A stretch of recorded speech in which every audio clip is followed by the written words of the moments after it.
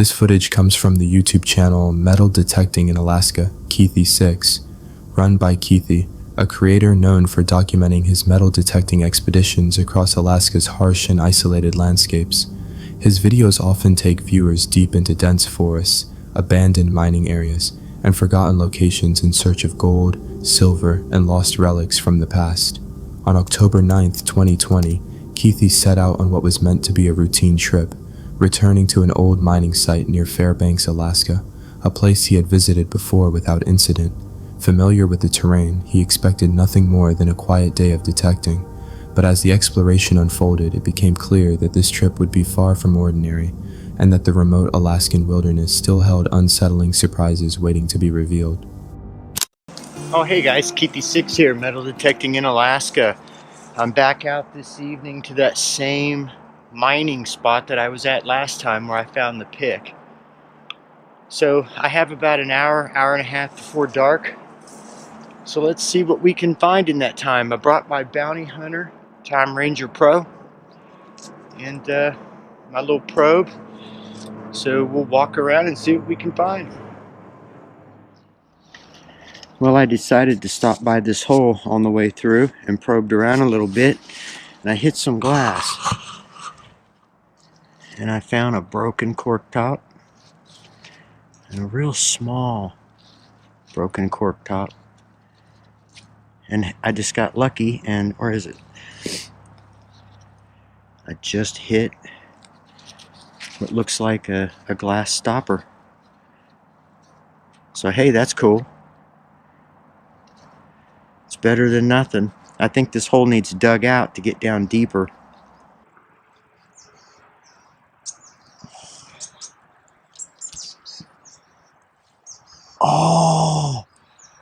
Oh, check that out. Double-edged axe.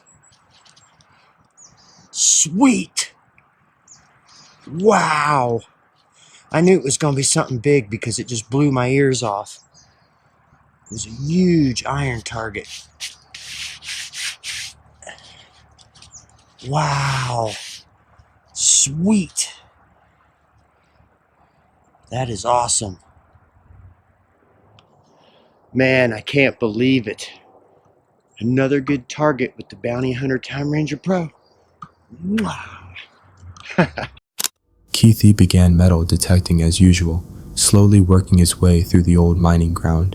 Before long, his detector picked up several signals, leading him to uncover a few buried metal objects. Among them was an old, heavily rusted double-sided axe, a relic that hinted at the area's long-forgotten past. He continued scanning the ground, finding more scattered pieces of metal left behind by earlier miners. As the day went on, the light began to fade and the forest grew quieter. Shadows stretched across the trees, and the familiar sounds of daytime slowly disappeared. It was just as evening started to settle in, when the atmosphere shifted, that something unexplained began to happen. Well, it's getting dark on me. Down to my last target. Looks like a little wooden, or... what's that?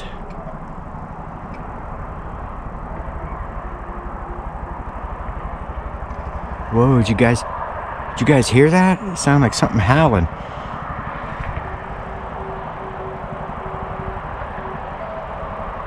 Still hear it.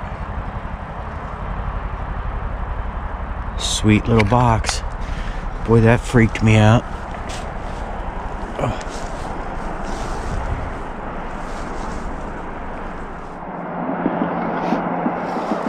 Alright, so I'm working my way back.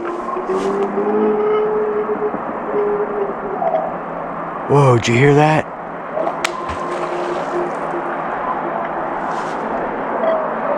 Oh man, something just threw something in the water right beside me.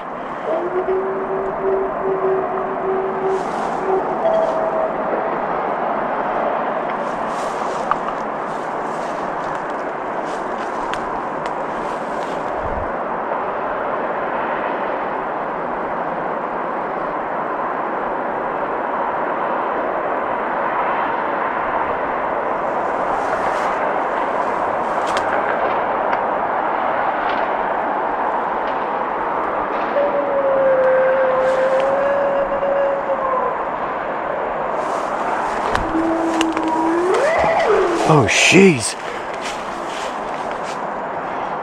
Alright guys, let's get out of here. I just threw something else in the water just now. Alright, I'm finally getting close to the road. Whew, that scared the crap out of me. Let's get back to the house and get ready for the roundup. From deeper within the woods came a loud, guttural sound, low, powerful, and unsettling. It didn't resemble any animal call Keithy was familiar with. It sounded heavy, primal, like something large was moving nearby.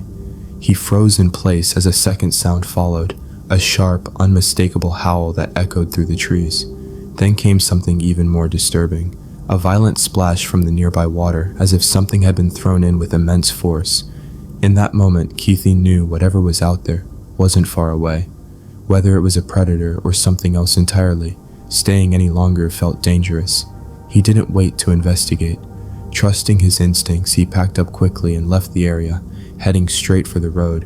With every step away from the site, the fear slowly began to ease. Keithy made it out unharmed, but the experience stayed with him. The sheer volume and depth of the sound suggested something far larger than normal wildlife.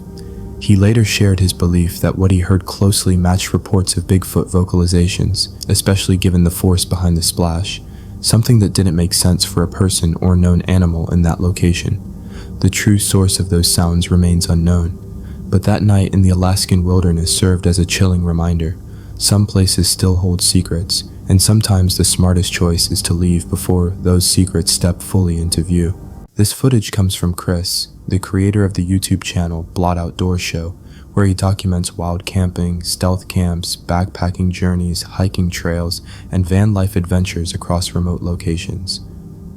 On September 3rd, 2023, Chris and his friend Mick headed out for what they expected to be another routine stealth camping trip, similar to many they had done before. This time, their destination was Chillingham Castle, a site well known for its centuries-old history, dark past, and countless ghost stories tied to the area. What was planned as a simple overnight camping stay near a historic landmark would gradually begin to turn into something far more unsettling, eventually leaving them desperate to get out of the area. As they arrived at the castle grounds, the surroundings appeared calm and undisturbed, giving no immediate sign of what the night would bring. So welcome back to the Blot Outdoor Show, guys. Today I've got the human dorsal fin joining me on this camp. Looking forward to this one, Mick? Oh yes. We're currently in the grounds of Chillingham Castle, which is supposed to be the most haunted castle in the whole of Great Britain.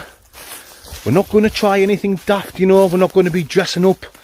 I'm not going to be putting no white sheets over the top of Mick and trying to trick you guys. And to be honest, I'm very sceptical about things like ghosts and stuff like that. But what we're going to do is we're going to have a mooch around. We haven't got the bags on yet. We've left them in the old John Claude Van Sexual. We're going to have a walk around the castle, you know, because it's supposed to be a beautiful thing to see. Okay then, folks, we've found a spot to camp. Just over there, in that gap, through the bushes. I don't want to show you it yet and ruin the surprise. You'll have to wait until we get there, guys. When we do get back here, this is going to be the final bit where we've got to be stealthy. I'll show you. As you can see, the castle is there.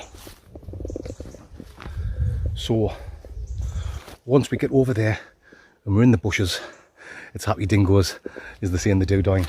Right then, me and Schmick, we're now going to make our way back to the van, get the old Baghdad on me back Rooney, and I'll see you legends when we're making our way back down.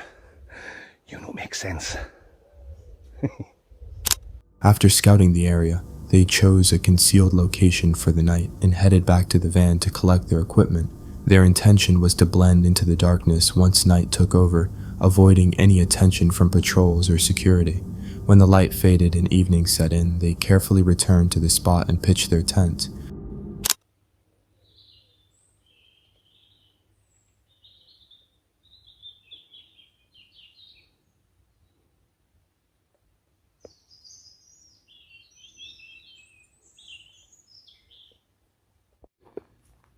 Okay folks, that's the tent up and all our gear set up. It looks like it's dark here in the woods, but as you can see, it's still light once you step outside. Well, I might as well show you all of our food and drink and inside the tent. We've already had a can dingo. We've had a nice can of blood orange. It was lovely, wasn't it? We had a right thirst on off walking around. Okay then, mandingos, I'll show you inside the tent. I'm on the left as usual. Same shit guys, foil mat down, berghouse, sleeping pad, 2-season sleeping bag, mixed goodies, little OEX sleeping pad there. His sleeping bag there, God knows what name it is, but it's done the job for him. He's had it a good couple of years now. Right, show you all our food and drink. After giving their viewers a quick tour of the campsite, they sat down with drinks and snacks, chatting about the castle's dark history and the ghost stories that surrounded it. But then gradually, the atmosphere shifted. It felt oddly heavy and tense, but they dismissed the unease and crawled into their tent, hoping for a quiet night. Oh, get these boots off, get snug. I'll bring you legends back in a minute. You better believe I will. Lice. What the hell was that? Can you hear that?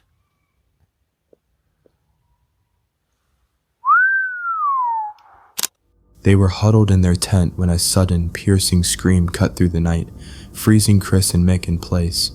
At first they tried to dismiss it, convincing themselves it was just a bird or some wildlife, and tried to carry on. But then, something even more unsettling happened, making the uneasy feeling impossible to ignore.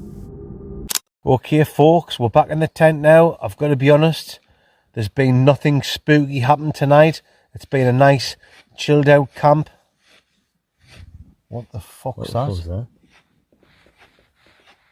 Sorry guys. What the fuck is that? There's definitely something going on outside the tent. What the fuck is that? Fucking hell. I'll fucking start it there. Calm. Stay still, stay still, stay still. It stopped. It stopped. There was definitely some footsteps or something out there, mandingos. I don't know if you heard that. The camera probably didn't pick it up, so you probably think we're full of shit. Anyway, guys, I'm gonna press stop on the record, and I'll bring you back soon. I'm busting for a slash garden anyway, so I'm gonna go outside and I'll check it out. Did you hear that? Alright. It was like footsteps, and then it got faster, but then as we started like talking, it just stopped. I think we should have just kept quiet. Oh, I tell you what, I see what people are talking about when you get that cold, eerie feeling about you. Okay, mandingos, I'll bring you back very soon. Right. Suddenly, a strange mix of noises emerged outside their tent, footsteps crunching on the ground, accompanied by a low, eerie hissing sound. Fear surged through them as it became clear they weren't alone. Seeking an explanation, Chris stepped outside to check, moving quietly and off camera, but found nothing. No footprints, no movement, no sign of anyone. The emptiness only deepened their unease, and both began to feel a real gnawing fear. But I definitely heard footsteps there. Definitely heard I heard like there. footsteps, and then they got faster. But then as I turned and said like, what's that? And Mick like moved, it just stopped. But there's been nothing since. We're sitting chilling, we're having a few biscuits, so hopefully that's it. My pal friends. Maybe it's a few too many drinks, Mick. Right. And our imaginations, our how do you say it? We're imagining things. I don't know how you say it, guys. My mind's gone blank. Maybe it's our minds has run away with itself. And, aye. You know what I'm talking about, guys. Apart from getting caught. But, you know, it's been, the fuck's that? What the fuck's that? Hold on. What the fuck's that? Just hang tight, hang tight. Fuck. Wait. Quiet. Oh yeah, I'm fucked down there. No, we're not gone. We'll have to stay.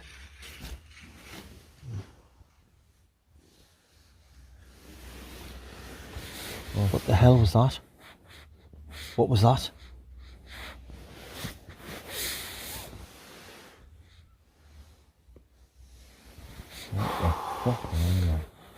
Right.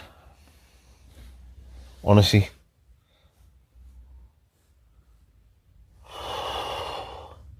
My heart is beating. I feel sick. And I feel cold. How cold is it gone now?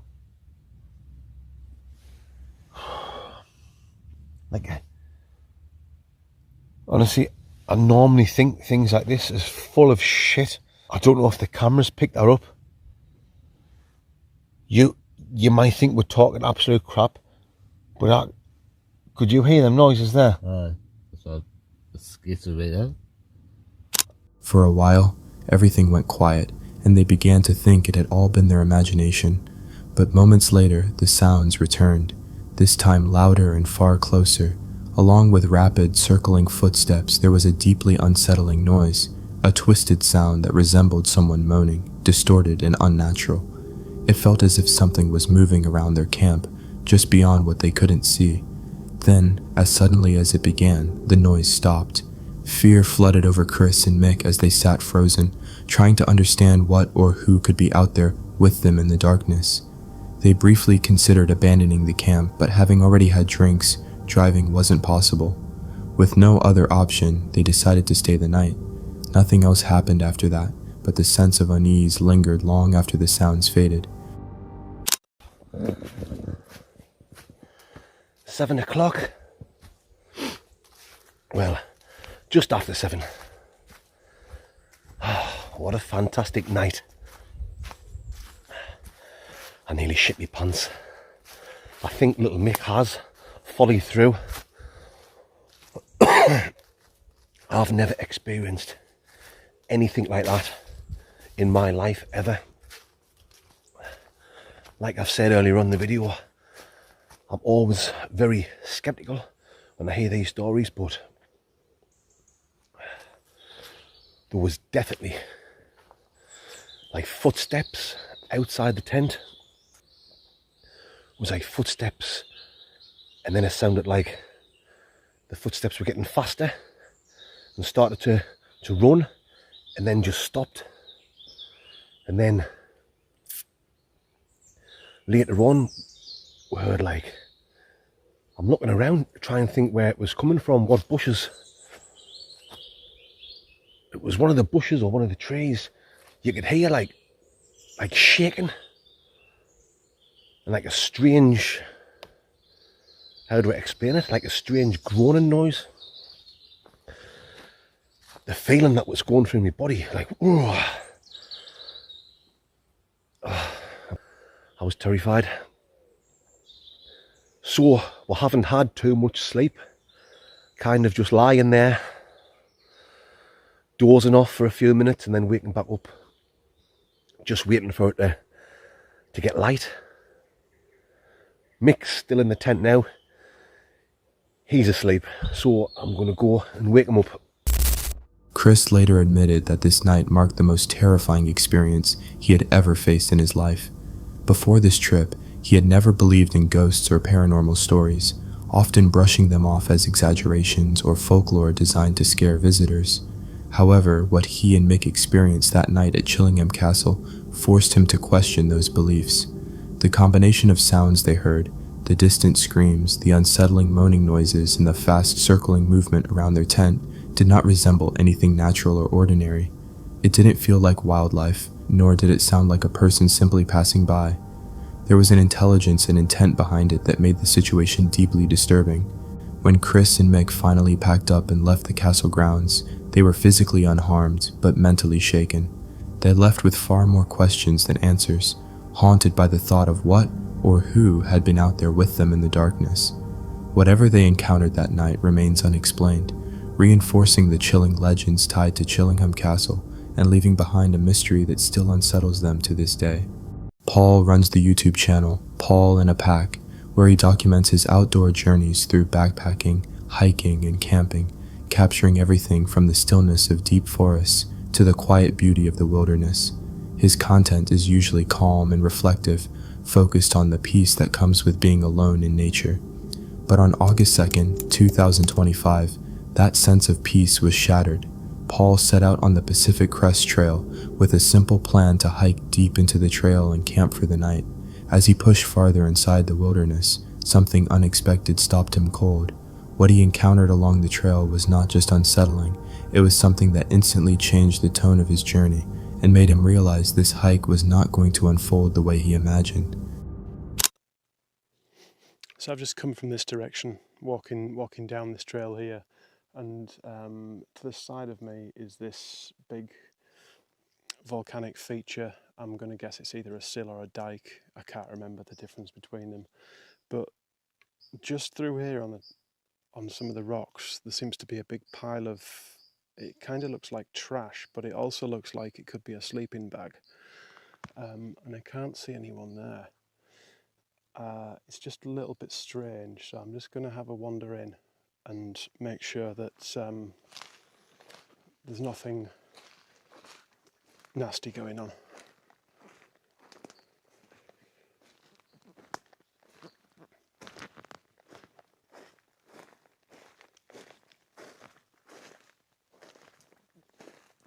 Hello?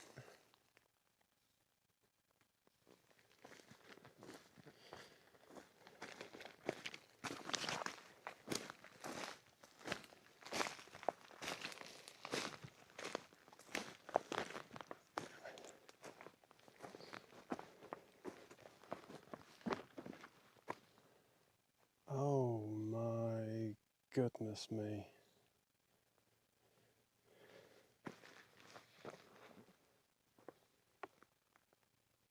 Oh no. Oh no.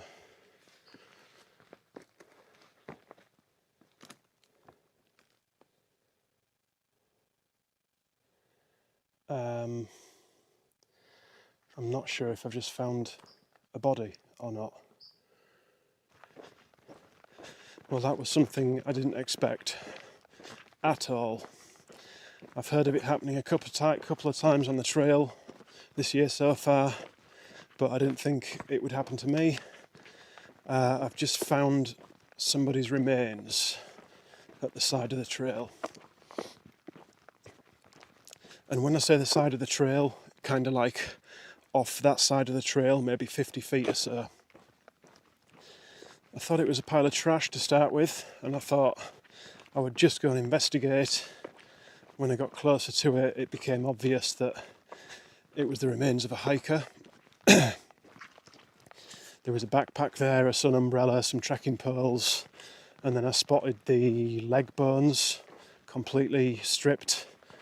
The tent was there, you know, all the sort of stuff you would associate with a through hiker or a long section hiker. And then when I turned around to leave the scene to get back to the trail to figure out what to do, that's when I spotted the skull, and that just obviously confirmed everything. There was a couple behind me, Adam and Jennifer, thank goodness. They helped me out, and Adam called 911. He had a little bit of service, and there's some deputies coming out to meet us. Just the thing, we're kind of in the middle of a a section that's difficult, a little bit more difficult to get to roads wise. So it's going to be about 3 miles to the road where the deputies are coming in from, I believe. Adam's marked the site with some TP, toilet paper, and some sticks. And as I say, we didn't disturb anything. We just kind of looked from a distance. But it's an awful, awful thing, obviously. But hopefully that will bring some closure to the family. That's the only thing that's kind of a good thing that's come out of it. But yeah, sorry, I don't really know what to say, guys. It's obviously not something that's happened to me before, and I don't think my brain kind of knows how to compute it.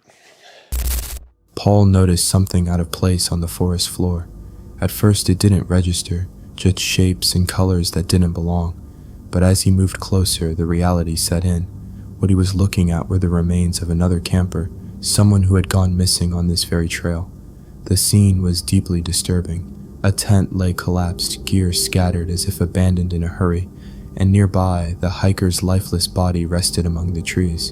In the original video, much of this footage is heavily censored, with details obscured due to how graphic and sensitive the discovery was.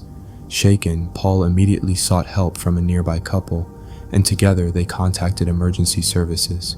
Authorities later recovered the body, finally bringing closure to the hiker's family. While there was relief in knowing the missing person had been found, the weight of what Paul had stumbled upon did not fade easily. The forest, once calm and inviting, now felt heavy with what had happened there. Coming across human remains on an otherwise ordinary trail is beyond unsettling. Questions followed Paul long after he left the area. How did the hiker die? Why were his belongings scattered through the woods? The wilderness offered no explanation, only silence. What truly happened on that stretch of the Pacific Crest Trail remains a chilling mystery, one that may never be answered. This encounter comes from the YouTube channel Pasha Brill, where Pasha documents his explorations into strange and unexplained places. On January 11th, 2026, he uploaded a video that quickly drew attention. While walking alone along a remote forest trail, Pasha stumbled upon an old GoPro camera lying on the ground. Finding a camera abandoned in such an isolated area immediately raised concern. Curious about how it ended up there, Pasha followed the trail nearby and soon discovered an abandoned campsite tucked deeper into the woods. A tent stood unattended with personal belongings scattered across the ground. The campfire had long gone cold, and there were no signs of anyone returning. The scene looked as though the campers had left in a hurry, or vanished. When Pasha later reviewed the footage from the GoPro, it revealed recordings of the person who had been camping there. The missing individual had been documenting their trip, unaware that their journey would never be completed. What began as a simple walk through the forest turned into a deeply unsettling discovery.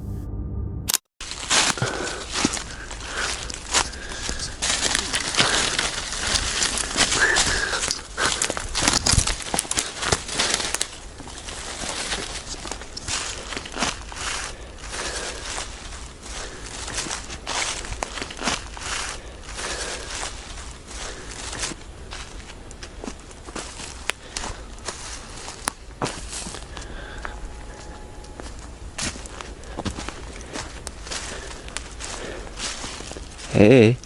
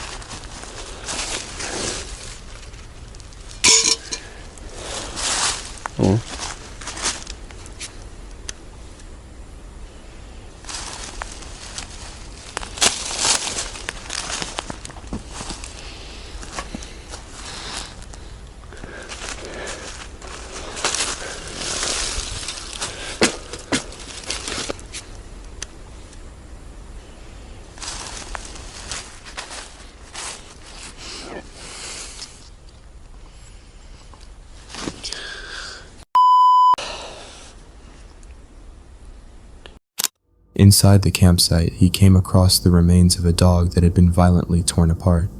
The sight immediately shook him, filling him with fear and unease.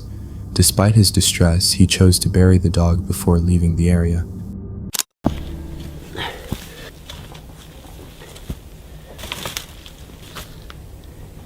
After returning home, he reviewed the footage on the GoPro, and what he saw raised far more questions than answers. Disturbed by what it revealed, he decided the camera needed to be handed over to authorities. Before doing so, he kept a copy of the footage and later shared it with his viewers.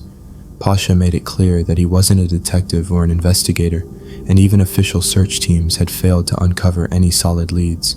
It was later confirmed that the GoPro belonged to a person who had gone missing from that very area just 4 days before Pasha discovered the camera. Whatever the footage captured was deeply unsettling and remains unexplained, adding another chilling layer to an already disturbing discovery.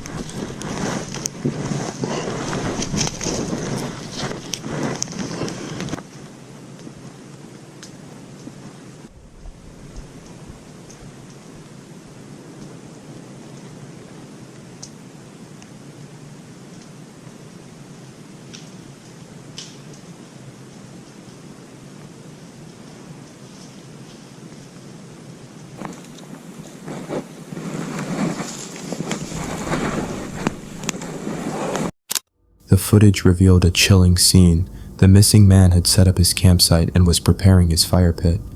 As he lit the fire, the camera captured another figure standing in the distance beside a tree, silently watching him. The figure moved backwards in a strange, deliberate manner, almost like he was trying not to be noticed, yet his attention was fully fixed on the camper. There was something deeply unsettling about the way he observed, calculated, deliberate, and undeniably eerie.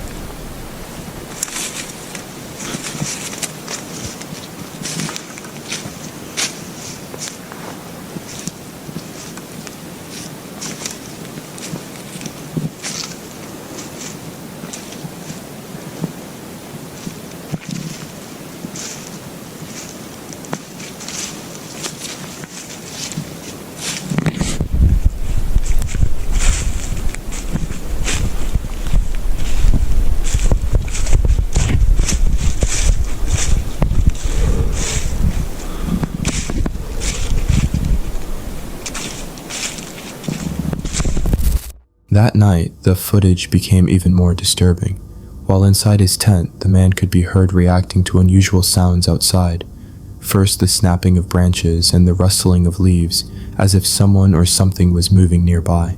Moments later, footsteps drew closer, stopping just outside the tent. Then came a sudden metallic noise followed by a thud, as though his bike had been struck and knocked over. When he finally stepped out to investigate, there was no one there, no animals, no movement, as if whatever had been lurking had vanished instantly. His bike lay on the ground despite there being no wind or natural force that could have caused it to fall, making it feel deliberate, as though it had been kicked. What he discovered next was even more unsettling. A knife embedded into a nearby tree. It didn't belong to him and hadn't been there earlier, proving someone had been close, watching and moving around his camp. The footage then shows the man walking deeper into the woods, and suddenly the recording cuts off abruptly. That sudden ending is the most chilling part of all. The man was last known to be in those woods, and after that night, he completely vanished. No trace of him was ever found, no clues, no answers. Pasha later explained that he chose not to reveal the missing person's identity out of respect for privacy and shared only the recovered footage, stating he is not a detective and that even search teams failed to uncover what happened. What disturbed him most was how everything seemed connected. The mysterious figure watching from the trees earlier, the sounds outside the tent, the fallen bike, the knife in the tree, and the torn-apart dog found at the abandoned campsite. Was the disappearance linked to the strange man captured on camera? Or was it the work of a predator, human or otherwise, or something even more sinister? Whatever the truth is, it remains unsolved. Nature doesn't only hide beauty but also secrets, and sometimes those secrets are never meant to be uncovered. In the wilderness, animals can be dangerous, but the most frightening threats are often the ones that walk on two legs. Mo Sargi is the creator of a YouTube channel built on risk, curiosity, and confrontation with the unknown. His videos take viewers deep into abandoned structures and restricted locations, where danger often feels only a step away. While many of his explorations lean into the eerie and unexplained, nothing prepared Mo or his companions, Mo and Moses, for an encounter that proved more threatening than anything paranormal they had faced before. On September 22nd, 2023, Mo revisited a property he had left untouched for a long time. What he found was unexpected. The space was no longer empty. It had been occupied by homeless individuals, transforming the once silent location into something tense and unpredictable. What initially appeared to be a simple case of trespassing quickly evolved into a far more disturbing situation, setting the stage for a series of events that would push Mo and his friends into genuine fear and force them to confront a danger rooted in reality rather than myth. And they're gonna be helping me out today. Guys, I made a discovery. I was here by myself, literally. Just went. What was that? Yeah. Wait, is there somebody else? No, I searched the whole house. I've Mo, been you here. messing with us, man? No, I've been here. I came here to relax right now, bro. Please, please. There's no. There shouldn't be anyone here. Hello? Dude, I've been in here. There's no one here. We're three guys, by the way. 3 guys, 1 cup. Mo's got a machete. There's no one here. Check that room. Go check the room. Yo, come on, man. Oh, I gotta check it. What the? Someone been sleeping here, man? Me and Mo literally hung out here for like ever waiting for this guy to show up, and no one showed up, and it was freaking crazy, but a lot of stuff happened. Flamethrower dude. Flamethrower dude. Oh, you didn't even see that? Are you serious? No. Flamethrower? He had a flamethrower. Dude had a flamethrower. He chased us with a flamethrower. How'd he get a flamethrower? So I went into the forest really deep. I went in there by myself as much as I could. I seen a silhouette of a guy, and I actually filmed him, and I actually heard voices. I found the creepiest clown mask inside the forest as well, and I found other campsites that they've camped out. They're camping out in our forest. No. So we're gonna go there right now, and you know what I'm gonna do? What are you gonna do? Follow me. I'm not messing around here. I'm setting this guy's house on fire. What? You can, bro. What if we burn the whole forest, man? Oh well. Maybe we can burn them all out of the damn forest, right? Oh man, I don't think that's a good idea. Dude, this guy, after us. he's been coming after me. There's so much that's been happening to me. So he's got the original red campsite, you know, the red tent or whatever. The last time I was there, his like yellow jacket and mask, it was there. But we're gonna go there, we're gonna set everything on fire. Send this guy a I message. think we should send him a message, Musa. You don't even know what this guy did to us. I mean, I haven't been here for a while, so like I don't know what's been going on, but I don't think this is a good idea. Honestly, I think it's a good idea. First of all, it rains, so we're safe. Like nothing's gonna catch fire, right? Second of all, if we set it on fire, it's gonna give him a message that we're not messing around. This guy came after me with a flamethrower, came after me with machetes, he came after me with like my own baseball bat at one point. He killed a dog. Yeah, tell me about the dog. He killed a dog. Yeah. Okay, but like this guy's like kind of crazy. And then then. He's also got a new campsite that I discovered by myself. 2 of them, not 1 but 2. Yeah. And I discovered a mask in one of the campsites. As they moved deeper into the house, a sudden noise echoed through the structure, making all of them flinch. The tension instantly spiked. They searched the area where the sound came from, but no one was there. No movement, no sign of anyone hiding. The house appeared empty, yet the unease refused to fade. Later, while Mo was discussing a plan with his friends about burning the makeshift camps nearby, something truly disturbing was captured on camera. In the footage, an upper floor window briefly revealed a figure, someone wearing a clown mask and bright yellow clothing, staring directly at them. Seconds later, the figure shut the window and vanished. What made it even more unsettling was that none of them noticed this presence in real time. They had no idea they were being watched. Inside the house, they saw no one, heard no footsteps, and found no evidence of another person. Yet the camera told a different story, one that confirmed they were never alone, and that someone had been silently observing their every move from the shadows. Oh man, bro, gas is expensive these days.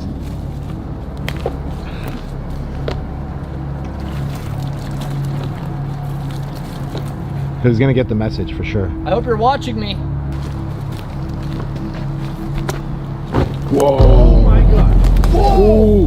Oh, bro, that's huge! You're gonna burn the forest down.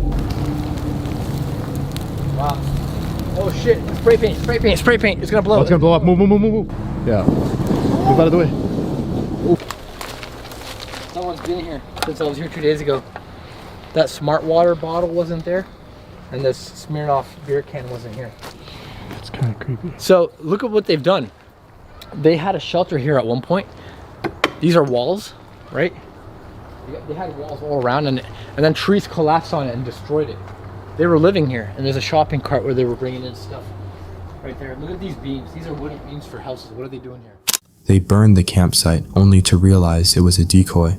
Moving deeper into the forest, they began finding clear signs that people were actively living there, spread across multiple areas. The discovery was unsettling, as they had no idea how many individuals were nearby or what their intentions were. Things took a darker turn when they found an axe in a can riddled with bullet holes.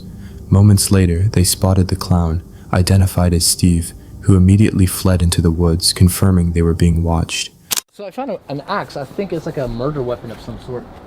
Oh, I put it at the tarp. Okay, here it is there. He was used to kill somebody? I don't know, I think so, but look at this. Ooh. It's an old axe. It's probably over 20, 30 years old. And look at this, guys, a can that's been shot up with bullets. That's sick. Right? Like someone's been shooting that. Guys, guys! Oh! Yo! Wait, Bro, what do that's the clown. What are we gonna do? Hey! Hey, Steve!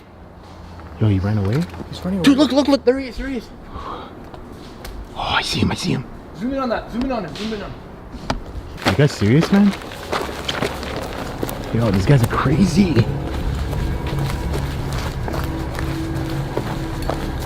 Mo, do you know where it is? The other campsite? Yeah, it's over here. I found this trail the other day.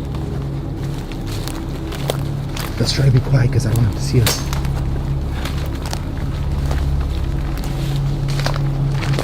Who's on camera? Me.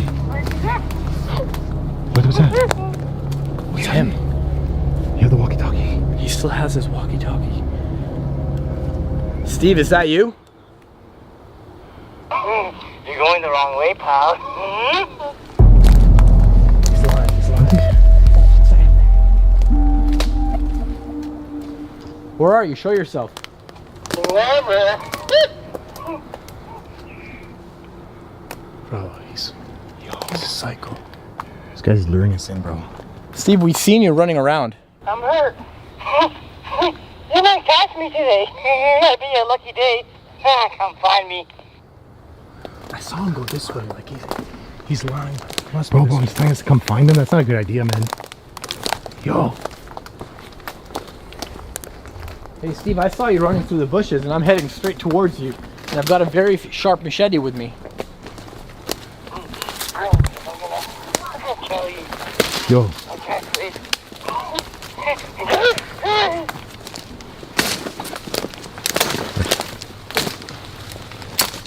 Bro, tell me what behind him. So he doesn't mess around. He said behind me. Behind you? I don't see him anywhere. This is the other campsite that I was telling you guys about.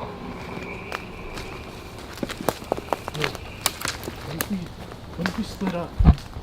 What? What if we split up? You wanna split Unless up? he's not gone far. How's he seeing where we are? As they chased after him, they suddenly hear Steve's voice crackle through the radio, which was communicating with them through their walkie-talkie. He was close, watching them, yet completely out of sight. That's when the unease truly set in. It felt less like a chase and more like a setup, as if he was deliberately trying to draw them deeper into the woods. Still, they pressed on and soon stumbled upon a far more organized campsite.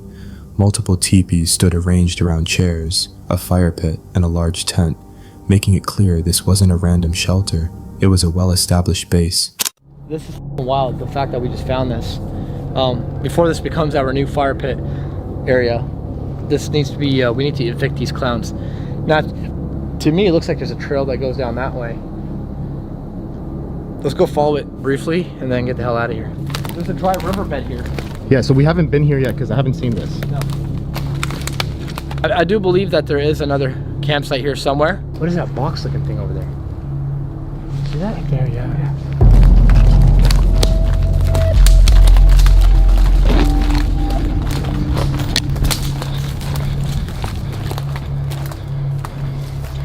Oh, look, there's something here. I had a feeling there was going to be something here, boys.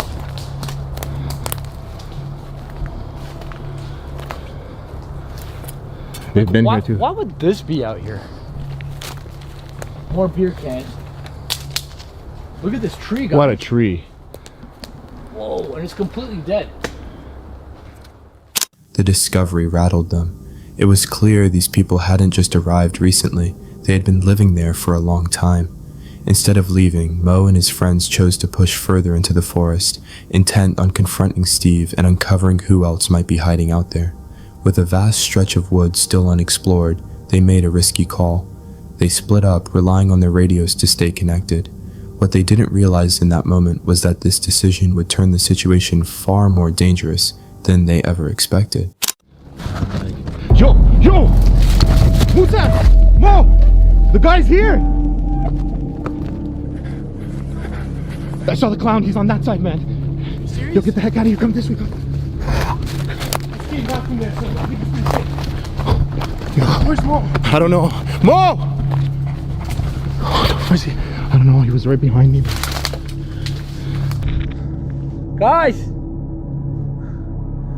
Where are you?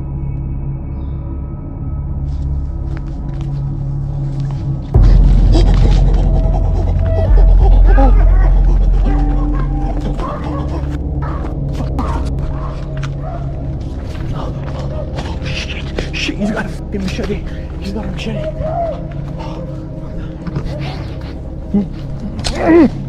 Oh, I couldn't climb it. F off, man! Guys!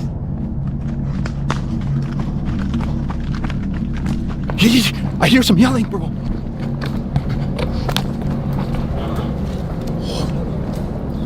Mo!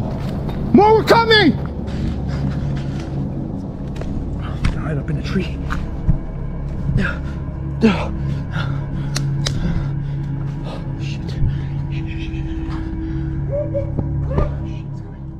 As soon as they split up, they came face to face with a clown, as if it had been waiting for them. Mo, on the other side, realizing the danger, called out to his friends and was out of nowhere chased by another clown holding a machete, showing they were surrounded. He's right there. Mo! Hey! You leave him alone! Yo! Get the f out of here. He's got that machete. He's got the machete in the campsite. Get the f out of here. Get the f out of here. Get the f Guys, Mo! He's right underneath me. Get the f out of here. Mo! Go! I got a machete! We got a gun! Dude! We got a fucking machete! Get out of here! Get out of here! We got a machete! We got a gun! Out of here. We got a fucking machete! Get out of here! Get out of here! Bro, hit him with the machete. Hit him with the machete. Hit it. Hit him with the machete. Bro, hit him with the machete! Hit him with the machete! I got a fucking machete! Get out of here, bro! We got a fucking machete! Get out of here! The fuck out of here! This guy's crazy. Mo, you okay? Bro, I tried to climb a tree back there. The branch broke. I almost fell. He almost got me. He has one of those machetes that we found at the campsite. What? Who's the it clown? Who's the it clown guy? That was Steve. That's Steve. Yeah. He's been following you because Mo saw another guy. Wait, what? You guys saw another guy? Yeah. No. Bro, this is a different clown. Keep your eyes open. And he's not even scared. He's just walking You over. guys encountered one too? I encountered one over there. Really? I saw like orange hair. I got a quick glimpse of the guy. Yo, come down because this guy. Yo, let's get out of here, Mo. Alone and completely exposed, Mo shouted for help as he narrowly avoided being struck. On the other side of the forest, his friends immediately sensed something was wrong and rushed toward his voice. Their sudden arrival forced the clowns to retreat back into the trees. Shaken, but not willing to let it end there, Mo and his friends attempted to communicate with them once again, hoping to understand who they were and why they were there. Instead of answers, they were met with something far more disturbing. A cold, deliberate threat that made it clear this wasn't just intimidation. Whoever these people were, they weren't finished yet, and the forest around them felt less like a place of exploration and more like a territory they were never meant to enter. Hey Steve, what do you want, man? How do we get you the out of here? Like, enough is enough. We set your tent on fire. We found your other campsite. You know, you're outnumbered. There's not much you can do about it. The three of us, there's one of you. That's why you're being a pussy right now, right? Outnumbered? I'm gonna come in, grab a big bomb, you're tired, you're cut your tongue off, and then me, and I gotta hit you! He said he's gonna bring his brothers. Did he say Eggplant, Charlie, and who was the last guy? I heard Bob. Echo. Before vanishing back into the darkness, he delivered a chilling warning. He would return with his brothers, and next time, Mo and his friends would be badly outnumbered. The word sent a wave of dread through them. This wasn't a random encounter, and it definitely wasn't over. Whatever they had stumbled into was far more organized than they first believed. Who were these people, and why were they hiding in the forest dressed as clowns? It slowly became clear that Mo, and Moses had been watched from the moment they arrived. Every move, every decision felt calculated, especially the moment they split up. That's when the clown finally revealed himself, appearing face to face, as if he'd been waiting for the perfect opportunity.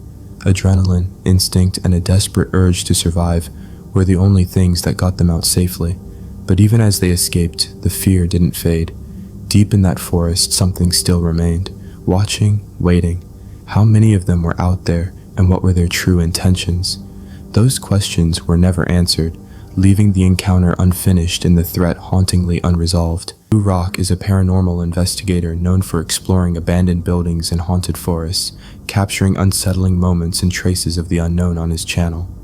On June 24, 2019, he set out to investigate a stretch of woodland off Fox Road, a place burdened by a tragedy more than 25 years old. A young woman named Tammy had vanished there, and though her remains were found 4 years later, her case has remained unsolved ever since. Lou's plan was simple: spend 30 minutes in the area with only a camera, a spirit box, and a flashlight, hoping to document anything out of the ordinary. But what began as a routine investigation quickly shifted into something far more disturbing, an experience that would leave him shaken long after he left the forest behind. What is up, guys? It is your boy Lou Rock, and I'm about to do something totally crazy.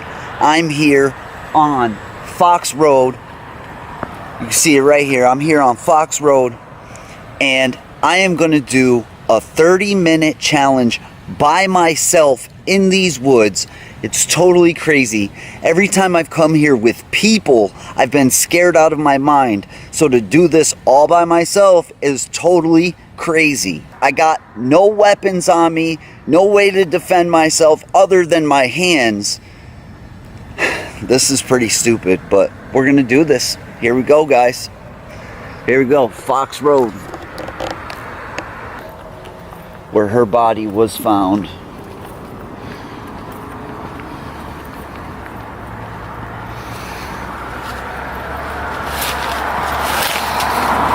Oh, wow.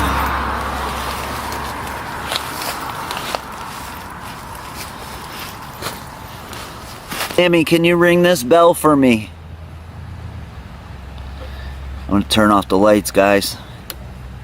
Whoa, whoa! I can't believe it even lit up like that. Wow. Whoa. What the hell was that? Guys, I keep hearing something really close to me in the woods. I hear somebody, it sounds like somebody's walking around over there.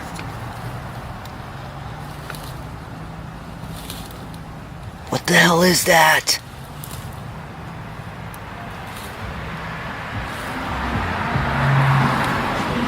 Oh my God, it's freaking me out, guys.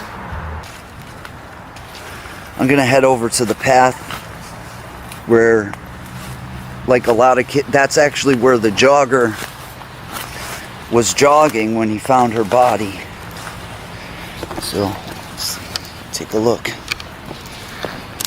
Only a few minutes after stepping into the woods, Lou began hearing what sounded like footsteps moving around him.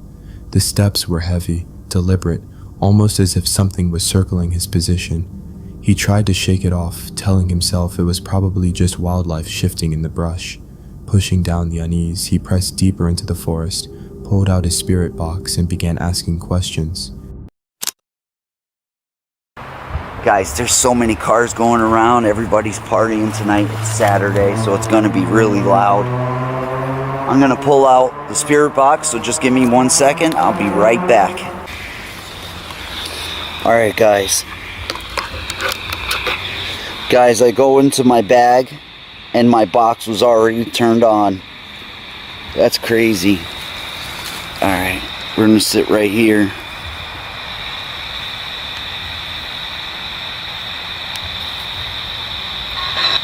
Hello?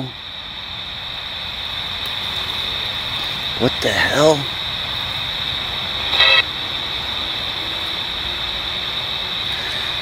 Tammy. Guys, I keep freaking hearing something walking over there. Hello?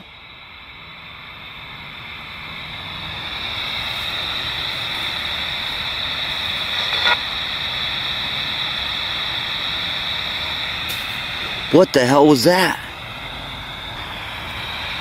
Guys, I don't know what the hell is going on.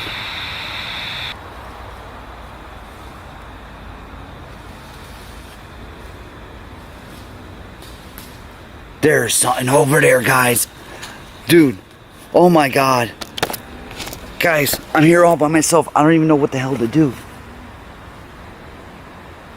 Hello?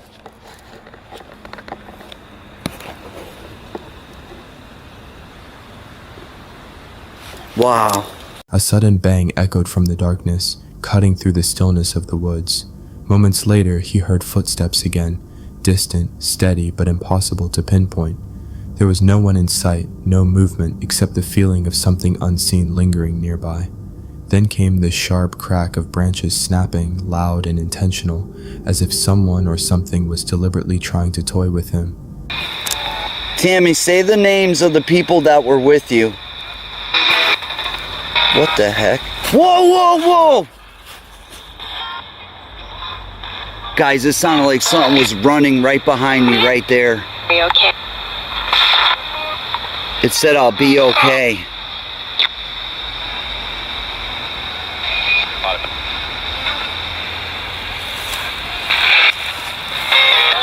Are you kidding me? Guys, that doesn't look old. And that's not mine. Is there somebody out here? Freaking out. There's somebody out here with me, I swear. I keep hearing footsteps all around me. Something just flew over to that area over there.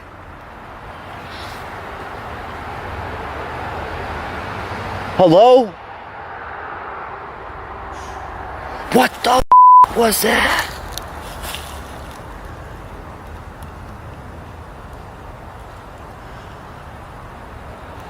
Alright guys, I'm going. Whoa! Guys, this is freaking nuts. This is crazy. Like, I found a McDonald's cup. It sounds like there's somebody. There's somebody out here, guys. There's somebody out here. What are you doing out here?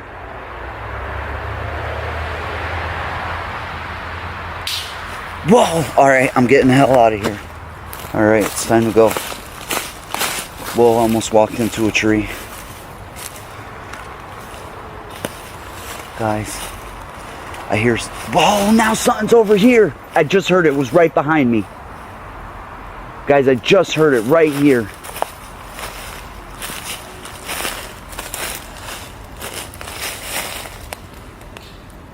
What the fuck? It's all around me, man.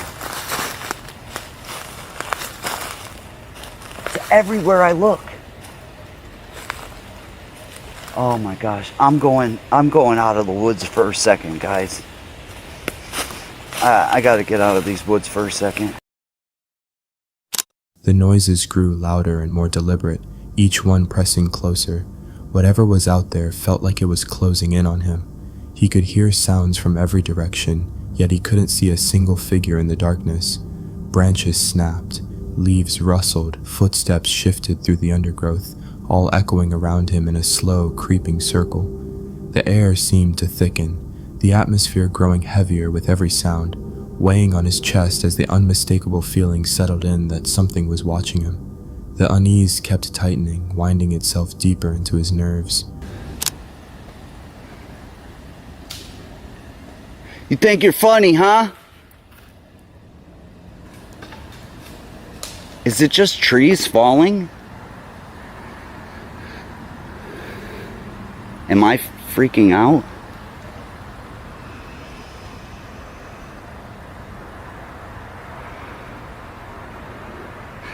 Guys, am I freaking out?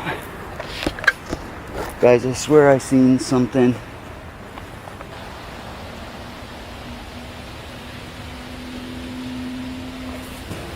Whoa, that sounded like a f***ing gunshot.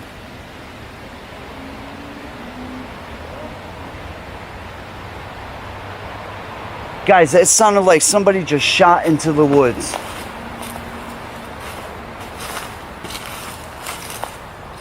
Oh my God. I don't know what to do.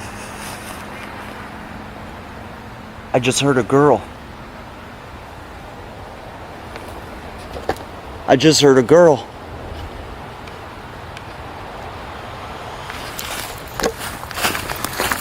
Oh my God. Oh my God. Oh my God. Oh my God. Alright, get the f*** out of here.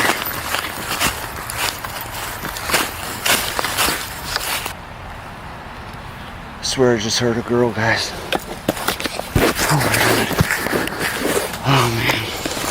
This is where the freaking gunshots went off. Oh my gosh, I gotta get down. I gotta get down. Holy crap. What the fuck? Alright, we're getting the hell out of here. Then, out of nowhere, a loud gunshot ripped through the forest, echoing so sharply that it froze him in place. Before he could process it, a girl's voice followed, loud, clear, and unmistakably close. But there was no girl in the woods. He saw no one, not a woman, not even another hiker. The forest around him was empty, yet the sounds were coming from somewhere. That was the breaking point. After pushing his nerves to their limit, he finally decided he had enough. He turned and sprinted through the trees, bolting toward the road. But just as he reached the edge of the road, something even more unsettling happened. Holy crap. I got a car. Oh. Oh, holy crap. Oh my God, there's somebody behind me, guys. Yo, you better stay away from me.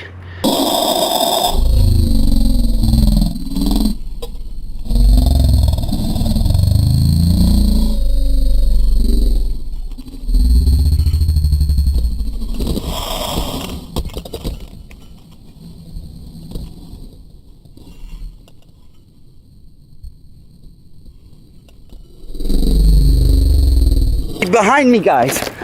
Yo, you better stay away from me.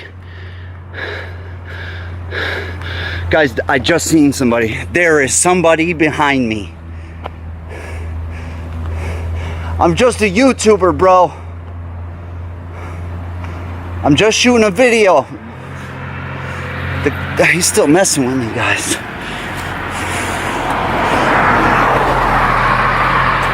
What do you want?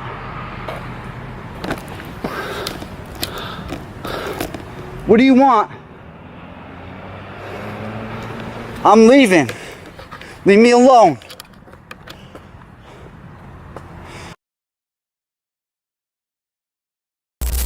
Lou saw it, a dark figure standing just behind him. The moment he swung his camera toward it, the figure vanished instantly as if it had never been there at all. Panic surged through him and he bolted without looking back. The footage cuts off abruptly, but Lou later confirmed he made it home safely. Still, the questions linger. What or who did he encounter that night? The footsteps, the gunshot, the girl's voice, the shadowed figure at his back. Was someone stalking him in the woods, or did he capture evidence of something far more sinister? Something that defies explanation? Whatever the truth is, it remains an unsolved mystery, and for Lou, a haunting experience he will never forget. This video was uploaded by Megan Page, a YouTuber who openly documents her life, the challenges of being homeless, living out of her car, and navigating each day with raw honesty. On September 12, 2024, Megan set out on a solo camping trip deep in the forest of Humboldt County, California. She explained at the start of her video that she needed this trip for solitude, a chance to breathe, reflect, and find some calm after recent struggles. A recent argument with her parents had left her unsettled, and she wanted to escape the tension and clear her mind in the quiet of the woods. In the first several minutes of the video, Megan spoke candidly about her life, sharing how she had recently been discharged from the psych ward and her hope to find peace on this solo trip. Around her, the forest was empty, and she appeared completely alone, fully focused on connecting with her viewers. But before long, the calm was broken by something completely unexpected, an event that shifted the tone of her peaceful trip in an instant. I miss the psychiatric hospital, and I think I've been out for 5 days. It was safe there. When I got home from the psychiatric facility, there were cockroaches in my bed. Can you believe that? So that's why I'm in Humboldt. That's why I'm back in Humboldt. I'm staying at my dad's again, and it's really bad. Every day we've been scream fighting. And then I come to the woods for like 4 hours and decompress. And then I go back home, and then he acts like nothing happens. Like a true narcissist. Like the true narcissist he is.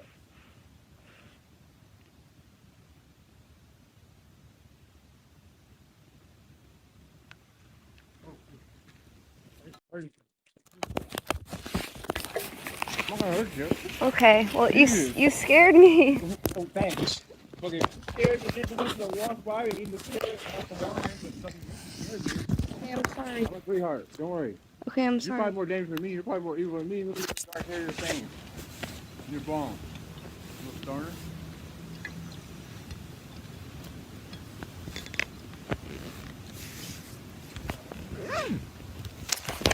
Okay, that was terrifying. What the fuck? I'm shaking. That was scary. He was coming right at me. And so obviously I'm gonna be scared. And then he's like, "You're probably more scary than me. Your dark hair and your veins." Like, sir, I'm just a cute stoner trying to smoke my weed in the woods. Suddenly, a man appeared, moving quickly toward Megan, holding a broken wine bottle in his hand, the jagged glass pointed in her direction. Scare surged through her, every instinct screamed that her life could be in danger. She immediately grabbed her camera and stepped back. Then the man began speaking, assuring her that he meant no harm. But something about him felt wrong. Typically, someone approaching would speak first, yet he had started moving toward her in silence. As soon as he retreated, Megan didn't waste a moment. She gathered her belongings and walked briskly in the opposite direction, staying alert to every sound around her. Viewers of her video debated what had happened. Some believed he had malicious intent, while others feared for Megan's safety. It was unclear what he had wanted, but his initial aggressive approach with the broken bottle, followed by a sudden change in behavior, suggested something sinister. Perhaps noticing she was recording or even live streaming made him hesitate. Whatever the reason, Megan trusted her instincts above all.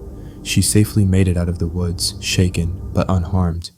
Appy Mountain Trekkers is a channel devoted to outdoor adventures, hiking, immersive camping trips, bushcraft projects, survival skills, and exploring the wild in all its forms. On April 5th, 2019, he planned another routine outing, nothing unusual, just a solo overnight in a secluded section of forest, far from any nearby trails. He also brought along a small project for the evening, carving his first wooden spoon. He planned a quiet escape into the heart of the forest, hoping for a night surrounded by nature's solitude, the crackle of a fire, and the simple rhythm of life outdoors. But what he didn't know was that the calm he expected wouldn't last. That night would prove that even the most seasoned camper can be shaken by what the wilderness hides after dark. After arriving in the forest, he set up his bushcraft shelter and built a small fire.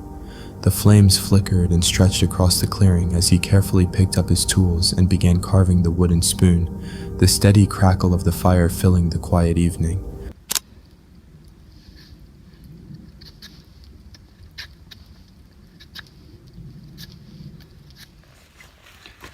This is what I got so far.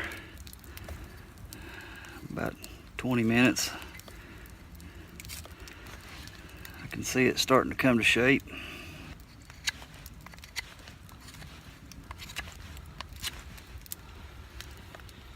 I've always wanted to do this, but never quite got around to it, and I'm just gonna be tickled pink if I can turn that into a spoon.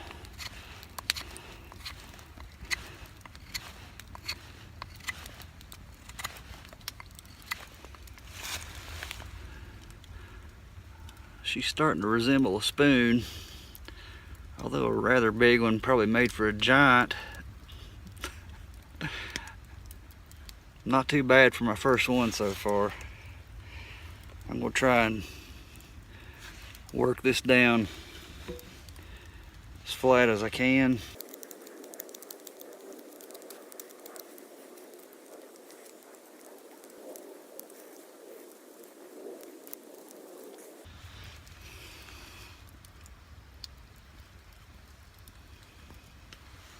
Keep hearing the strange noise up on the top of the mountain. I can't figure out what that is. I don't know if you guys can hear it, but it sounds like some kind of, almost sounds like a bird, but it doesn't.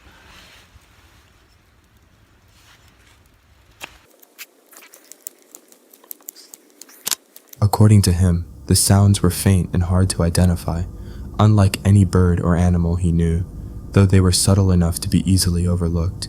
As the sun dipped below the horizon, he settled by the fire and ate his meal, the forest growing darker around him. Usually I see 2 servings on these things and I'm like, whatever. I couldn't even finish half of this thing, man. And I put a dent in it. I put a hurting on it, and there's still a whole nother serving. I know you probably can't see, but yeah. It was okay, but definitely a lot of food in these things. You could feed 2 people a meal with this thing. But since I'm by myself and I'm not inviting any bears to come get this other serving, I'm gonna stow this away from camp, and I may check back with you here in a little bit depending on how the lighting situation plays out. But I'm pretty much settled in for the night, and we'll see what happens. Well, boys and girls, getting ready to hit the hay. It's a little after 9, and I'm whipped. I think I'm gonna sleep good tonight. It's supposed to be relatively warm in the 50s, and it feels like it. After a calm and uneventful day in the woods, he made himself comfortable in his shelter. He had no idea that the peaceful night ahead would soon be disrupted, and that the forest around him was hiding something that would shatter his sense of calm.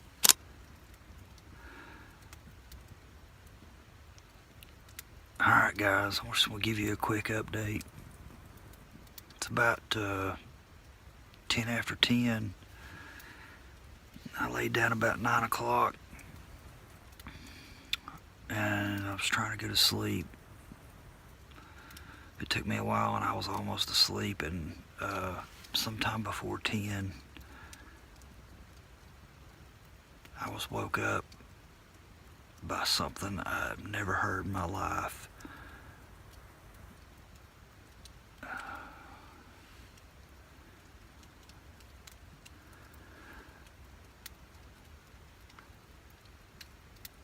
And I know this might sound sensational or something that, you know, I'm not bullshitting. I heard like 4 quick, very loud, deep guttural calls on this ridge behind me, behind camp. There's like a dip on the other side, and it goes up to a higher ridge on this backside, and it sounded like it come from over there. But it was like 4 calls, almost like a communication call of some kind. They were back to back, and then there was a pause, and then I heard 2 more. It scared the absolute shit out of me. He heard strange noises, deep, guttural calls that he could barely describe. Whatever was making them sounded enormous, and the sheer force of it left him shaken. A creeping sense of unease settled over him, but despite his terror, he stayed put in his shelter, trying to endure the night.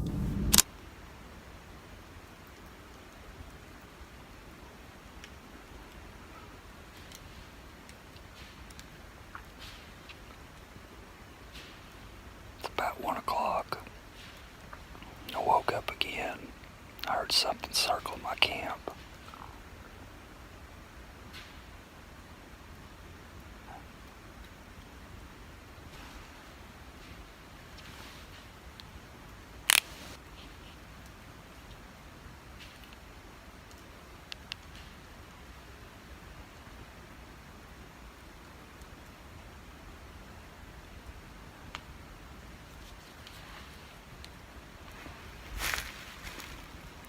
Whatever it is, it's close.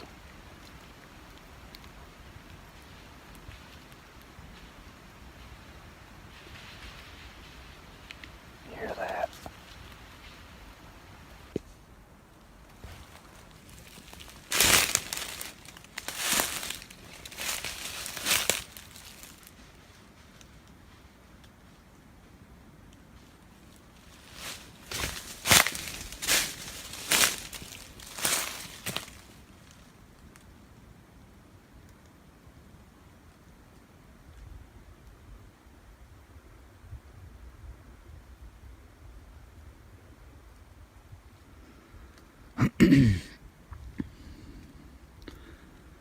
Whatever it is, it sounded like there was 2 or 3 of them, and it started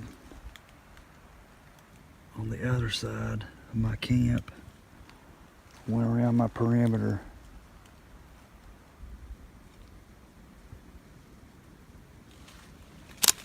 One hour later, he was awakened again by heavy footsteps circling his camp and strange noises, as if something was being struck repeatedly with immense force. The rhythm was unnatural. It didn't belong to any animal. Someone or something was making those sounds. A wave of terror crept over him as he realized he wasn't as alone in the forest as he had thought. He went out to check the surroundings, trying to find the source of the noise. At the time, he noticed nothing unusual, but when he reviewed the footage later, he saw it. Behind the trees, several pairs of eyes were staring directly at him. What was even more unsettling was their height. towering above the tree line, making it impossible for them to belong to any animal or even a human. He hadn't noticed any of it while exploring the woods and kept moving deeper in, completely unaware of the multiple watchers observing his every step.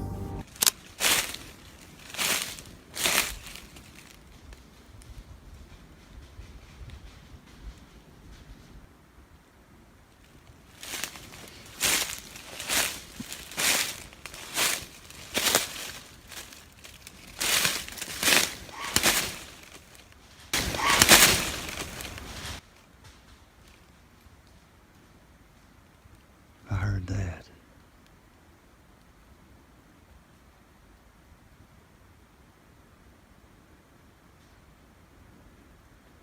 Yeah. I think I'm going back to camp. As he stepped forward, the sounds around him grew even more unnerving. It felt like something was rushing through the dark nearby. Heavy, uneven footsteps circling him, branches rustling as if a presence was weaving between the trees.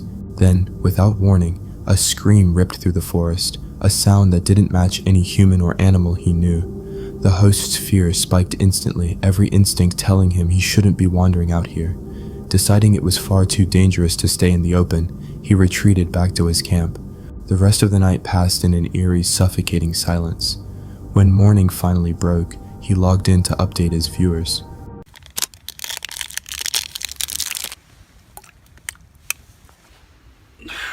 Good morning.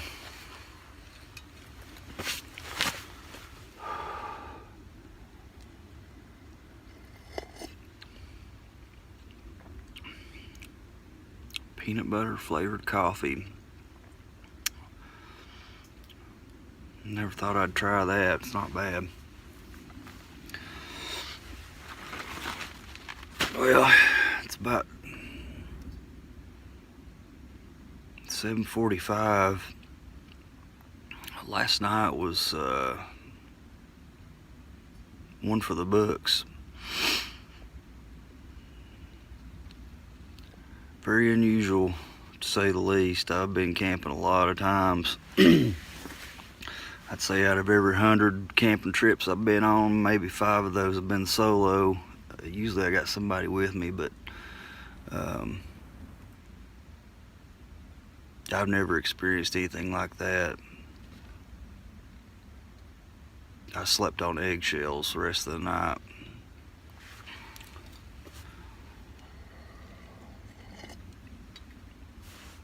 So I don't feel very rested.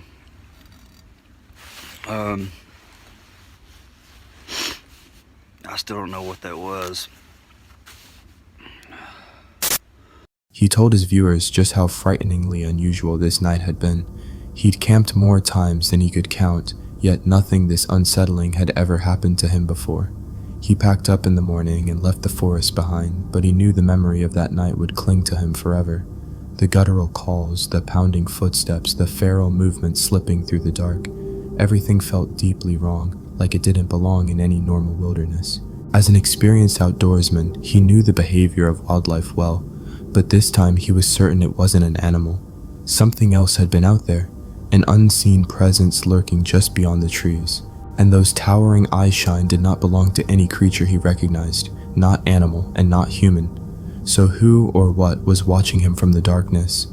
Unfortunately, these questions will remain unanswered forever, becoming an unknown mystery. This next case comes from Ads, the creator behind the YouTube channel Ads Ventures. Since early 2022, he has shared his experiences exploring remote locations, camping, and searching for unique finds. His adventures are usually driven by curiosity and lighthearted discovery. But on the night of June 23, 2025, a sudden and destructive act thrust him into a situation far darker and more dangerous than he ever expected. Ads was setting out on what he thought would be a straightforward mission, to acquire a rare antique item from a shop on the Kent coast. The journey, intended to be a pleasant treasure hunt, began with him finding a suitable spot to park his van for the night near Winchelsea. We are on an extremely, and I stress, extremely important mission like no other. Unless, of course, somebody's done a mission that's similar before, then it's a mission Well, I haven't come as far as Rye because I looked on the map and parking there seemed like a bit of a nightmare. There's height barriers on all the car parks. So we're in a place now called Winchelsea, or we're near Winchelsea anyway. I think we're on the way there.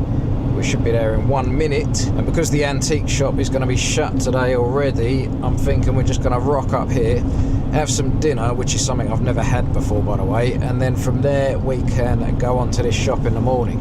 I found this one here. I don't know if I trust it. Is it wide enough?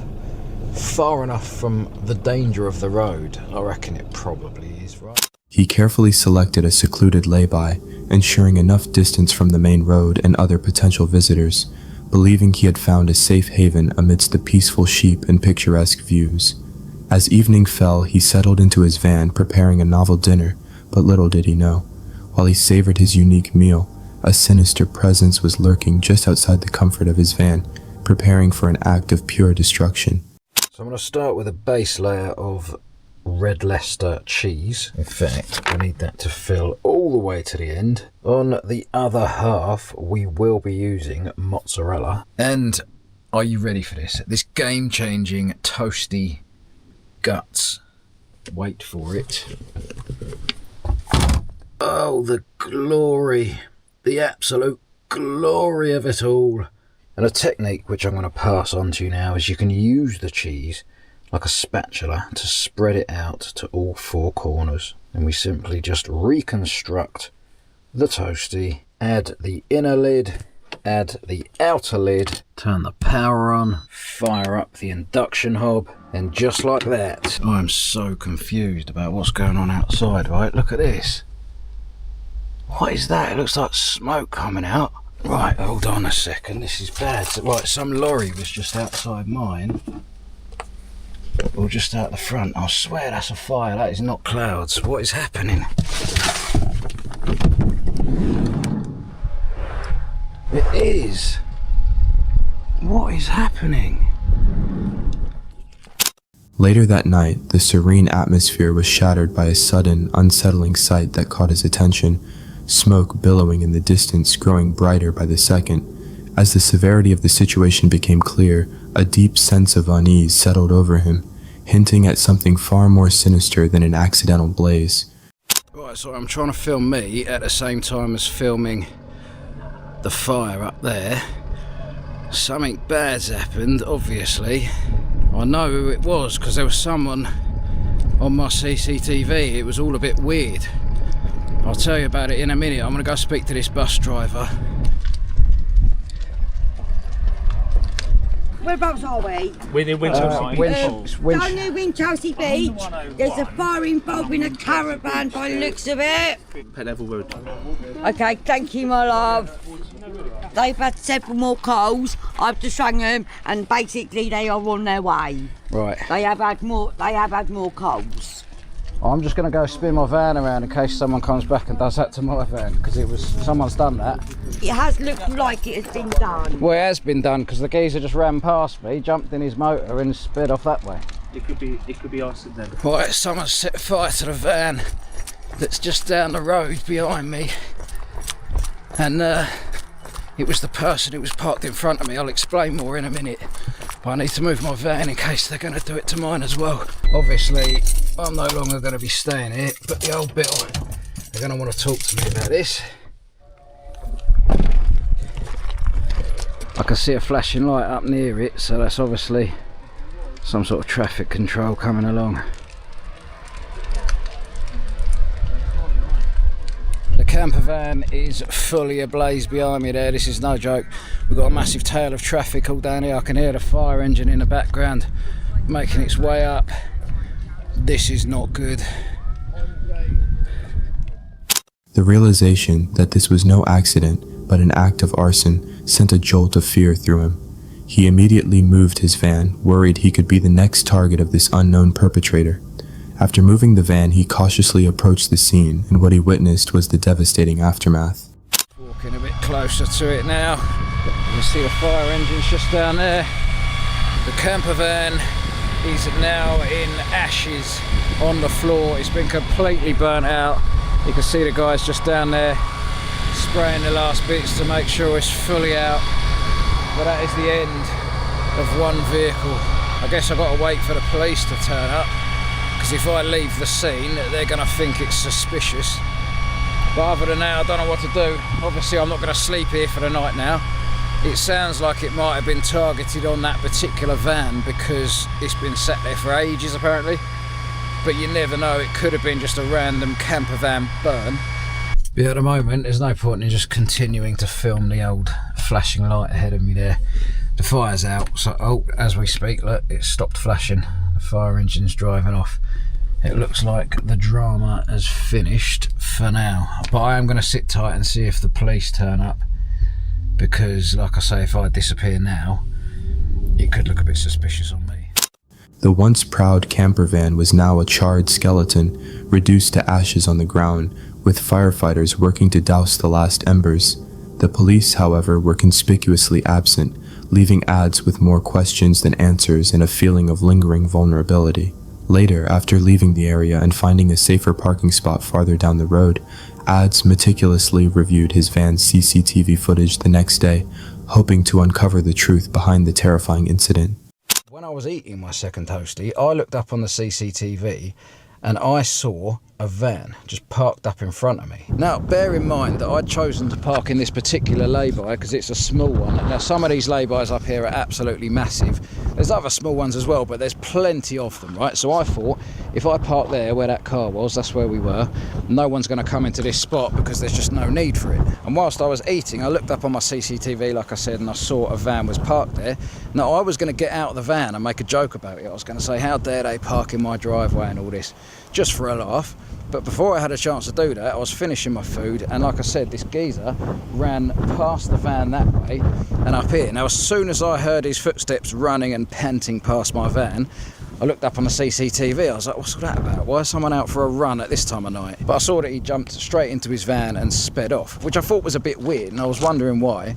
But in my head, I just come to the conclusion that maybe he'd been caught short. He needed the toilet, and he'd run up onto the beach, done his business, and then he jumped back in the van and just carried on his journey. So I looked back on the camera, and I saw a light on the front camera and a light on the rear camera. Now, that's not out of the blue. I thought it was just headlights coming down the road.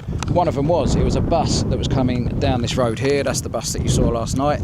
And the other light was up there, which turned out to be the fire, but at the time I thought it was another headlight coming down. But then I noticed the light from the back of the van was getting brighter, and there were some clouds, right? Now, bearing in mind, it's a split screen, so it was really small what I was looking at. I could see these dark clouds coming over, and I was like, that doesn't look normal. It was a bit weird. And then I put it onto channel 2 so I could see the whole thing full screen, and obviously that's when I realised it looked like a fire. That's when I hit record on this camera. The playback revealed a chilling sequence of events. A van had deliberately parked in front of him, despite plenty of other larger laybys available. He watched as a figure emerged from that van, walked past his own, and ascended the steps towards the beach, where he then bent down, seemingly preparing something nefarious. So from that point onwards, you saw everything unfold as it happened. But last night, after checking my CCTV, I found out what happened prior to all of that. He got out of his van from here. He's walked along past my van and he has approached the stairs which lead up towards the beach. So he's made his way up those stairs and he's come along the top bit here. Now, as he's got to about this point right here, you can see him on my camera. He bends down and he's sort of preparing something. He's probably got, I don't know, petrol in his lighters or whatever. But basically he's doing something up on this spot here where he's sort of ducking down and looking in his bag or whatever it is. Now he's doing that for about 30 seconds and then he starts heading down this ramp here, back towards the spot over here where the fire took place. So now he's back down on the road here and he's not far from where the inferno took place. And as you can see, it is just here in front of us. Now at this point you can't really see exactly what he does, but that's the last I see of him for a while, because what I think must have happened, there were cars coming up and down this road at the time, so he's probably just wanted to get away from this as quick as possible and he's taken this route up here. So I couldn't see that bit on the camera and I didn't spot him again for a while until he was further back there. But there is more on that CCTV of him disappearing into the night, so I'll show you that bit in a minute. But first, let's just take a look at this. And to be honest, this just confirms what I thought after watching back the footage. There was a few people that were on that bus that were basically saying it was a caravan.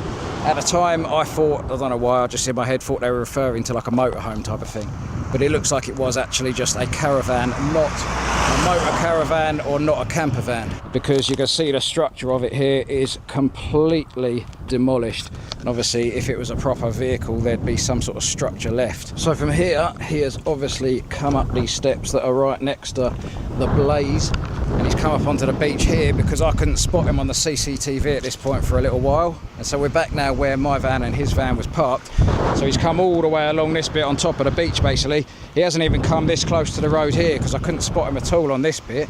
The next time you see him on the CCTV, he's literally standing up there on the bank next to his van, and he's sort of looking back probably to check that the fire's started properly. And once he realises his mission is complete, that's when he runs back down the steps past my van at an extraordinary rate. And that is obviously the point where I first heard him in person, and then he's jumped back into his van and disappeared into the night.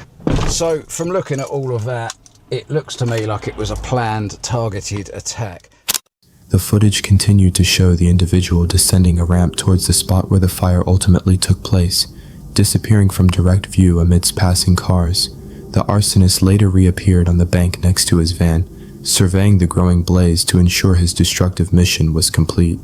Finally, the man sprinted back past Adz's van, out of breath, jumped into his own vehicle, and vanished into the night.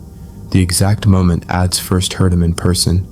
The footage strongly suggested a planned, targeted attack, though the motive remained a mystery. But one thing that I will say is, if that was completely random, for all he knew, there could have been people inside that thing. Or he could have picked a different vehicle and it could have been mine. But thankfully that wasn't the case, and there wasn't anyone in that caravan. So it could have been a lot worse. We need to look on the bright side, and we also need to get back to the original theme of this video. Now, I was going to explain all this last night, but obviously the video steered itself into a new direction.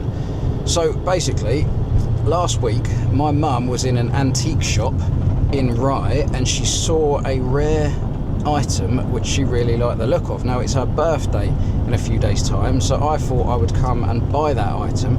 I don't know exactly what it is, but I know what it looks like. It's sort of a vasey, teapotty item. I will recognise it when I see it.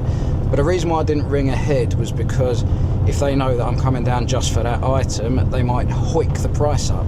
And I don't even know what the price is in the first place. In fact, I hope I can afford it. But yeah, the whole theme of this video was going to revolve around that Holy Grail, and I was going to be trekking across loads of fields. There's like a castle nearby.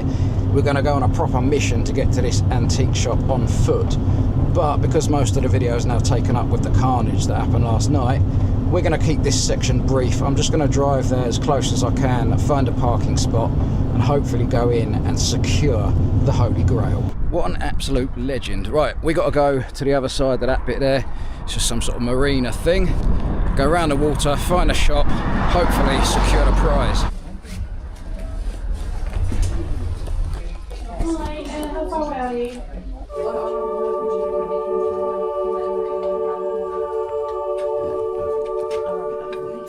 Adz reflected on the random and unsettling nature of the arson, realizing just how close he had come to disaster. If the car parked in front hadn't been there, the arsonist may have targeted his van instead, and at that moment, Adz was still inside.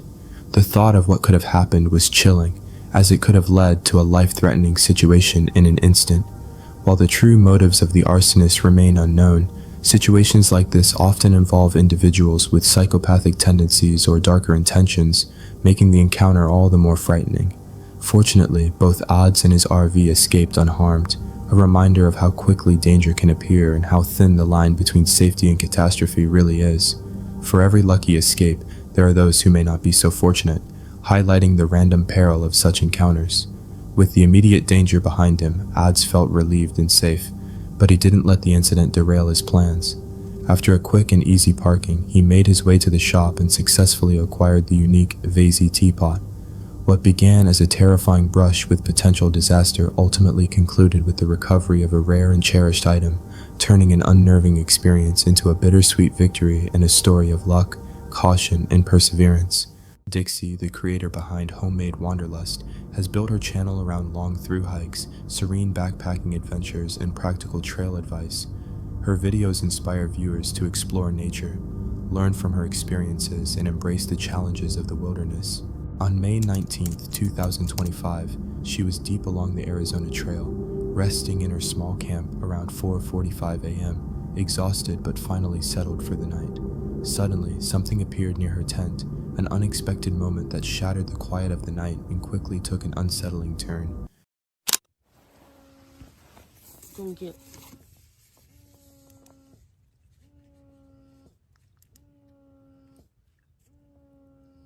Get.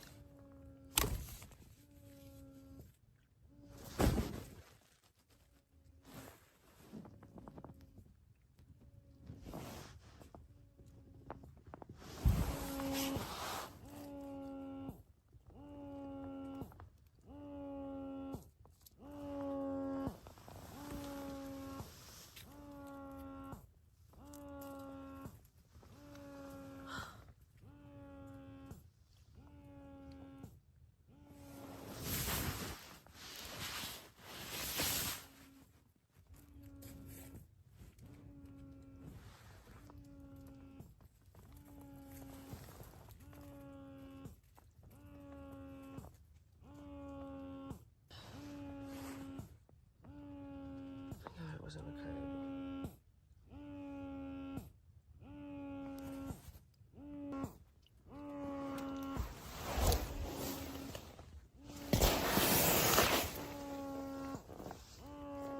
Is that a skunk? Hey, bro. Get. No. Get. Shoo. Get. Please don't stink up my... Son of a... Don't muss me.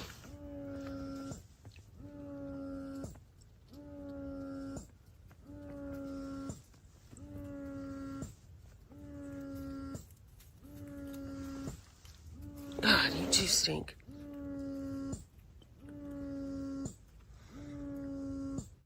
Go.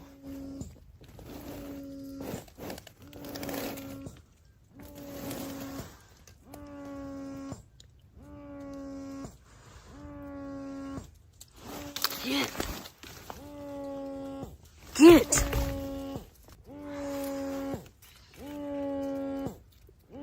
No.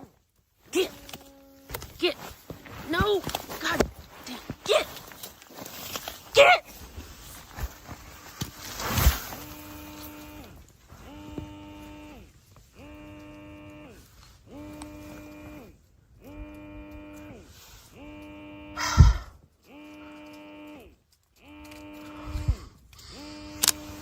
There was a skunk right outside her tent, clawing, hissing, chewing at the fabric as it tried to bite its way inside.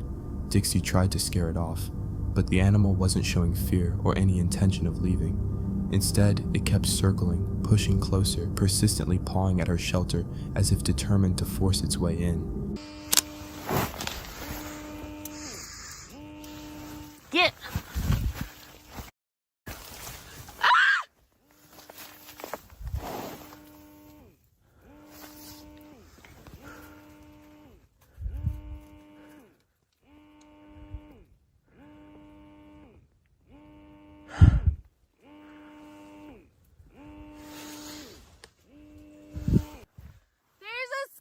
Attacking my tent! Get back! Get back!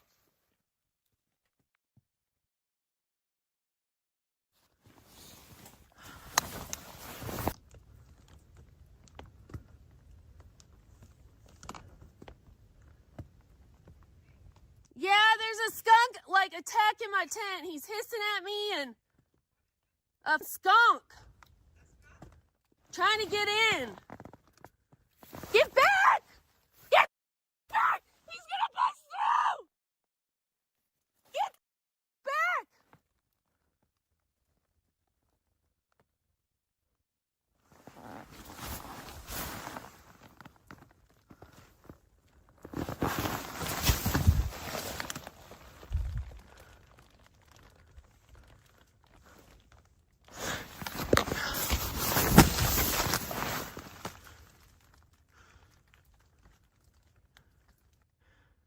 Oh my God. I don't know. He keeps circling and coming back. I don't see him right this second. But he keeps coming up to my netting and trying to bite through. My food bag is in the bear bag, or in the bear thing. I was...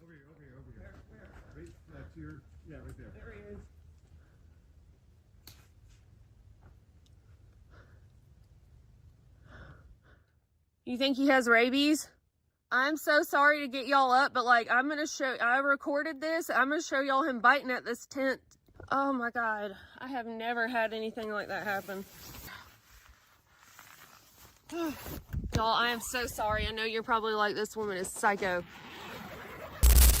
The way it kept coming at her without fear told her instantly that something was wrong. It wasn't behaving like a normal skunk. It charged at her again and again, hissing non-stop, trying to bite through the tent as if frantic to get to her. That's when she realized that the skunk wasn't just aggressive, it was rabid and it was trying to bite her. Dixie shouted for help, her voice shaking as the animal kept attacking and refusing to back off. Only when other hikers heard her screams and rushed toward her camp did the skunk finally turn and slip into the darkness, disappearing between the trees. She had escaped unharmed, but she knew how serious it could have been. Rabies is one of the deadliest infections in the world, and without fast treatment, it's often untreatable. Out on a remote trail, far from hospitals, a single bite could have turned into a life-threatening situation. The next morning, she explained how terrifying the encounter had been, and how it shook her confidence in the safety of camping alone. Yet despite the fear, she pressed on, finishing her trek along the Arizona Trail. Still, that brief, chaotic moment in the dark became a memory she won't soon shake, a reminder of how quickly the wilderness can turn on you. If you enjoyed the video, don't forget to like and comment which encounter was most disturbing, and make sure to subscribe to our channel for more chilling and disturbing content. Meet Chris Baird, the creator behind his self-named YouTube channel. Through his videos, he delves into the unknown, pushing the boundaries of paranormal investigation and thrill-seeking. From haunted locations to eerie phenomena, his explorations aim to uncover the truth behind chilling legends. With his daring approach and captivating storytelling, Chris keeps his audience on edge, but one night he would come to understand just how unpredictable and unsettling these solo adventures could truly become. On a late October night, Chris arrived at the remote Purgatory Road, a place notorious for its unsettling history and paranormal activity. Armed with only his camera and a few essential tools, he was determined to spend the night alone, pushing his limits in an environment known for its eerie desolation and lack of phone service. Tonight, I'm alone. I'm all by myself. All I have with me here is this lovely Honda Accord, which I'm going to be sleeping inside of tonight. I literally have a blanket and some other goodies, but mostly just me and the car. That's it. So here's my thought process. I've been to Purgatory Road a couple of times. I've been here with CJ, I've been here with Dylan. We have a lot of crazy stuff happen. The woods is literally all around us. Like, I don't know what you guys can see. I'm trying to kind of show behind me, actually. Let me try it again.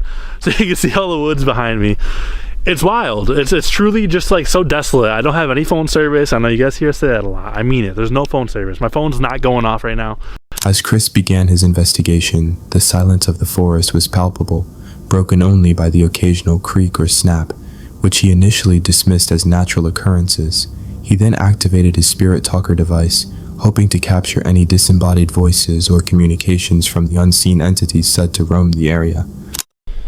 I'm actually going to get Spirit Talker out right now, and I know you guys love Spirit Talker, but I just want to see if anything comes through. I want to see where we're going with this tonight. So there's Spirit Talker. It is on. Hello? Like, I want to look, but I don't, you know what I'm saying? Kind of creepy. Alright, Spirit Talker's on in my pocket, so it's probably going to scare me. It's going to scare you too, but it is rolling right now. Try not to blind everybody with this. Frig, that scared me. I was not ready for that at all. My flashlight just went, there we go. That's all I wanted. Just like that. I just made that noise in the woods. Can you guys tell me who's here with me right now? Whoa. Did you hear that scream? Someone is making some weird noises out there. As he continued his exploration, the woods grew increasingly unsettling. That is when Chris stumbled upon disturbing sights, something he was never ready for. Can be much. The ground. I was just looking at the ground. That's so true. Spirit Talker just said the ground. Oh shoot, what the hell? What the I did not know this was here. What is that? I don't know if that's a deer. It might be a deer. That's freaking creepy. I'm not gonna keep showing that. There's definitely a carcass over there, but is anyone here who wants to talk to me? My name is Chris. Just here to communicate with whatever lives in the forest out here.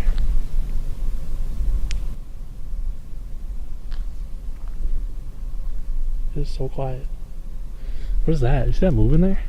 I swear something was just moving in the woods right there. I'm sure you guys know, there's been lots of stories.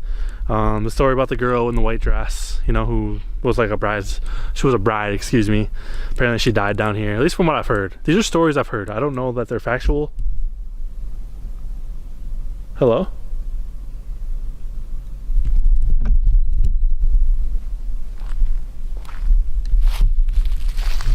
Oh my god, there's literally bones. There's another one. This is insane. Like, what happened down here? That's an actual skeleton. Like an animal deer had right there. And then all the fur from another one. Like, were animals like sacrificed down here? I don't know how there's so many dead animals over here.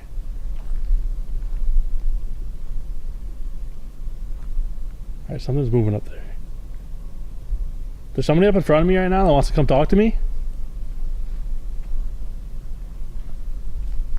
Can you tell me your name? Who or what you are? I said hate. The sight of animal carcasses and scattered bones only deepened his unease, reinforcing the sense that something truly sinister lurked nearby. Then the paranormal activity escalated once the aggressive, unnatural sounds echoed through the trees, each echo pressing on at his nerves and forcing him to wonder whether he was ever alone at all.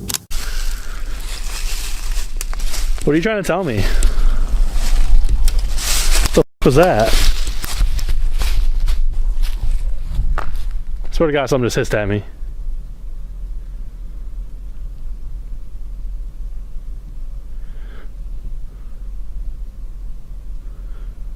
Who just hissed at me?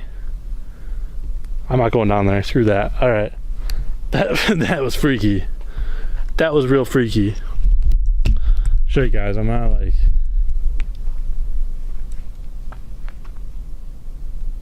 It's like a growl hiss or something.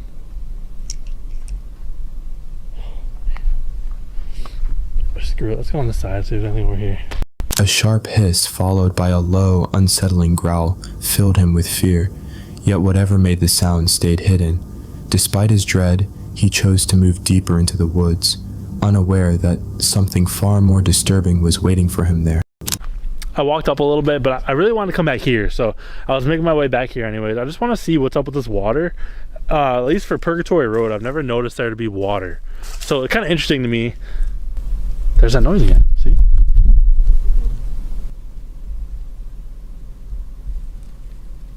Who's over by the water? This is the second time I've heard you over here. Children are playing. Holy. Are there actually children playing by the water right now? Can you guys come out and show yourselves for me? Make a splash or do something. Yo, no way. No way. Did you guys hear that? That was literally a splash. That could have been a coincidence. Yes, I understand. But that was a splash in the water. If that was one of the children that are playing over here, like, chills up my body right now. I appreciate you for doing that. That was really cool. It says, don't tell people. It's okay if you guys are out playing by the water. I won't tell anybody. Can you tell me your names? Yo, there's eyeballs right there. What is that? Do you guys see that reflection? There's literally an eyeball. Someone just looked over and now it's gone. If that was you guys showing yourselves, that was actually some of the coolest stuff I've ever seen and heard. So thank you. A sudden splash in the water immediately followed, leaving him with chills and a profound sense of an undeniable presence. The spirit talker kept delivering cold, unsettling messages that painted a disturbing narrative. Moments later, he caught a quick flash of light moving through the dark, something unseen revealing itself. If you guys are behind me now too, I can hear you. Clear as day behind me.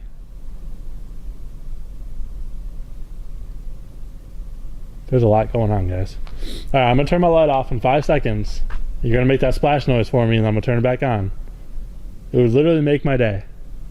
5, 4, 3, 2, 1.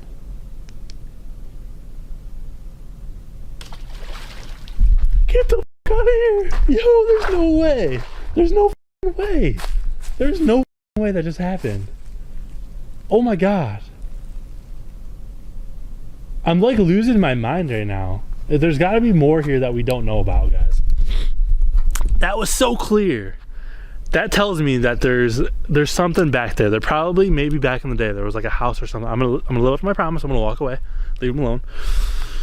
Wow. There probably was a house or something, right, back in the day. And maybe there is some residual energy from children, or I don't know, like good memories of when they were children and they're playing by the creek. That was really cool. It's us. It just said it's us. As soon as the light went out, something answered. A second splash followed, louder and closer than before. Whatever was out there was listening and reacting. This place wasn't just haunted by stories, it was active. I'm hoping you guys are hearing the same stuff I was hearing, but it literally sounded like there was multiple different voices in that right there. Alexander. Get a lot of names. I don't always buy into the names just because it's interesting that it's just, what do they mean, right? I don't know what these names are, who they are, what they were. What the f was that?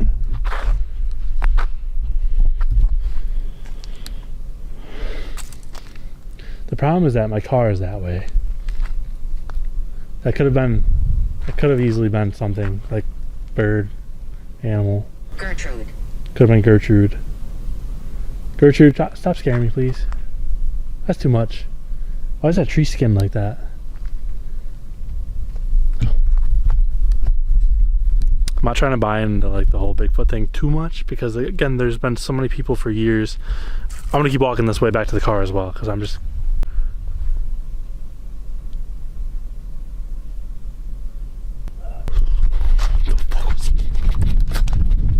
This.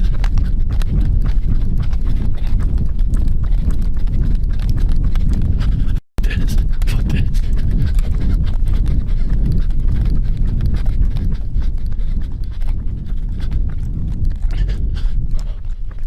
What was that? Alright. Oh. Is that an animal? Like what the f was that? As he walked back toward the car, the sounds intensified, carrying a tone that felt deeply unnatural. Overwhelmed by fear, he instinctively ran back to the perceived safety of his car. The woods didn't calm down. Moments later, Chris noticed a light outside his car, and when he went to investigate, things escalated further. Like someone's just behind me. Now there's something in my ear. It's like someone literally just breathed in my ear. Oh, whoa, whoa, whoa, whoa. Nope.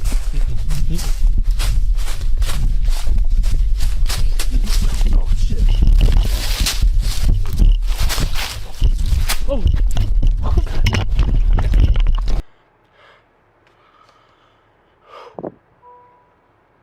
I feel like such a little baby right now, guys. I really do. Take this to a microphone.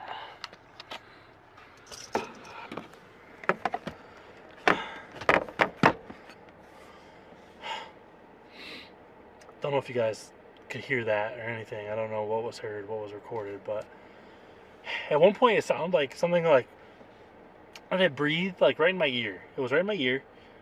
I kept walking, and then it sounded like someone broke a branch or made a weird someone broke.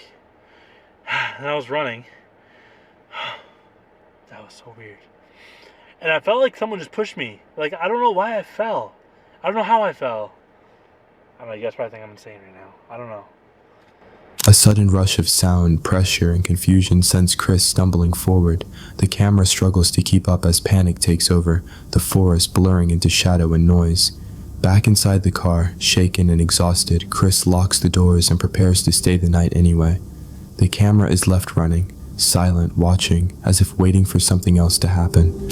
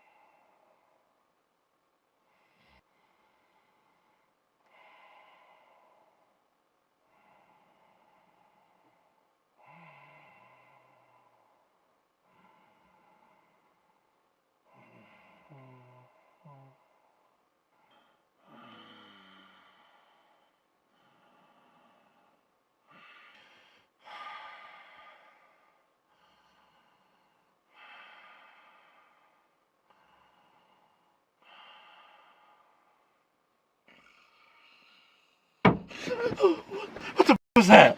What the f was that? What the f was that? What the f was that? Hello? What the f? What the f?